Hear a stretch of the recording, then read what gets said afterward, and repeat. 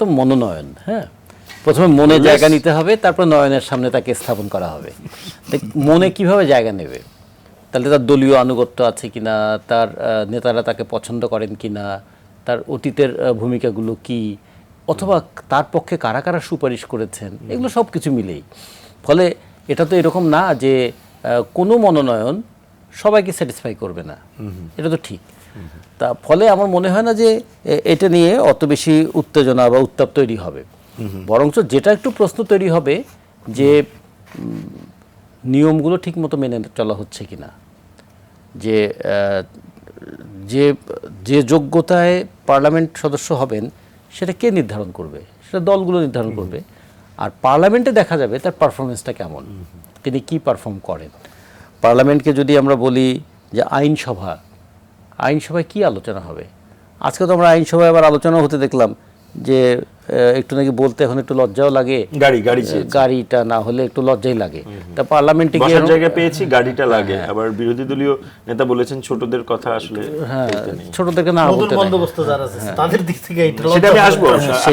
ফলে এগুলো হচ্ছে কি, ফলে পার্লামেন্টে এই আলোচনাগুলো যখন হয়, পার্লামেন্ট তো শুধুমাত্র একটা বৈঠকে আলোচনা না, এটা দেশের নীতি শুধু নির্ধারণ করে তা না, এটা মানুষের সংস্কৃতিটাও নির্ধারণ করে। পার্লামেন্টে কি আলোচনা হয়, কোন বিষয়ে আলোচনা হয়, যারা আলোচনা করেন তারা কিভাবে আলোচনা করেন, তাদের যুক্তিগুলো কিভাবে করেন, প্রতিপক্ষের যুক্তিকে কিভাবে খণ্ডন করেন, এটা কিন্তু একটা জাতি গঠনের একটা বিষয় হতে পারে। কিন্তু আমাদের পার্লামেন্টগুলো আমরা অতীতেও সেরকম দেখি নাই, এবার কীরকম দেখবো এটা আমরা বুঝতে পারছি না। এখন মনোনয়ন যাদের দেওয়া হয়েছে, দলগুলো যারা দিয়েছেন, তাদের মনোনীত প্রার্থীরা পার্লামেন্টে একটা বড় অভিযোগ বা একটা বিতর্ক যেটা বলা হচ্ছে যে যারা দীর্ঘদিনের ত্যাগী নেতা, যদিও দলের মূল্যায়ন আর গণমাধ্যমের মূল্যায়ন নিশ্চয়ই একরকম না, যিনি বঞ্চিত হয়েছেন তিনি তো বলবেন যে আমি ত্যাগী। এরকম কোনো আপনার চিত্র চোখে পড়েছে কিনা? আসলে ত্যাগী ডিজার্ভিং ছিল, কিন্তু সামহাও মুশকিলটা কি আমরা বা যে রাজনীতি করি এখানে ত্যাগী এবং ভোগী এইভাবে চিহ্নিত করাটা খুব মুশকিল। আসলে এটা তো দলের একটা দায়িত্ব, এটা রেসপন্সিবিলিটি। দল মানে তো ত্যাগী হবে। হ্যাঁ, পার্লামেন্টে যেতে না পারলে আমি বঞ্চিত হয়ে গেলাম, আর পার্লামেন্টে থাকলে আমি খুবই ভোগী হয়ে গেলাম, এই কথাটাই বা কেন আসে? তাই পার্লামেন্টে কি এমন কোনো মধু আছে? আগে আমরা বলছি এমপি মানে হচ্ছে মেম্বার অফ দ্য পার্লামেন্ট না, এমপি মানে হচ্ছে ম্যাজিক্যাল পাওয়ার। তা এমন একটা ম্যাজিক্যাল পাওয়ার যে 5 বছরের মধ্যে তার সম্পদ বেড়ে যায়, তার প্রতিপত্তি বেড়ে যায়। তাই কি সেই কারণে কি বঞ্চনাজনিত ক্ষোভ তৈরি হয়? পার্লামেন্টের ক্ষমতার কাঠামো আছে, তাহলে এটা তো পার্লামেন্ট সার্ভিস আছে, সাপোর্ট সার্ভিস আছে, এগুলো তো আছে। সেটা কত 2 লাখ, 2.5 লাখ, 3 লাখ টাকা। আচ্ছা, এইটার জন্য কি একটা মানুষ মরে যাবে না খেয়ে?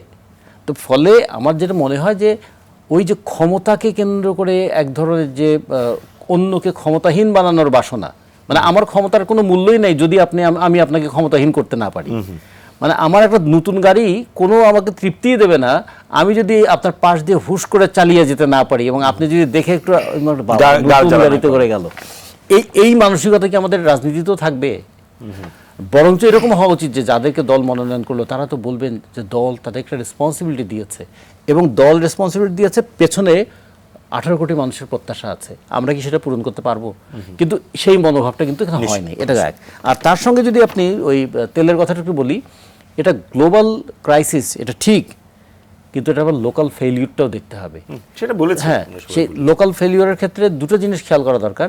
বাগাড়ম্বর কখনোই প্রাথমিক প্রণোদনা দিলেও দীর্ঘমেয়াদী স্বস্তি দেয় না। যদি প্রথমে বলে দিত যে আমাদের কিন্তু তেলের মজুদ এই আছে, আমাদেরকে হিসেব করে চলতে হবে, আমরা প্রথম প্রায়োরিটি কি দেবো?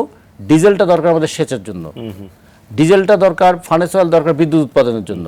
ডিজেল এবং ফার্নেস অয়েলটা আমরা এটা এমনভাবে বিদ্যুৎটা ব্যবহার করবো যাতে হাসপাতাল বিদ্যুৎ পায়, স্কুল যেন, সেবা খাতগুলো যাতে বঞ্চিত না হয়, এবং স্কুল যেন বন্ধ না হয়। স্কুল যেন বন্ধ না। আমাদের হলো কি, আমরা স্কুলটাকে বন্ধ করে দেওয়ার চেষ্টা করলাম।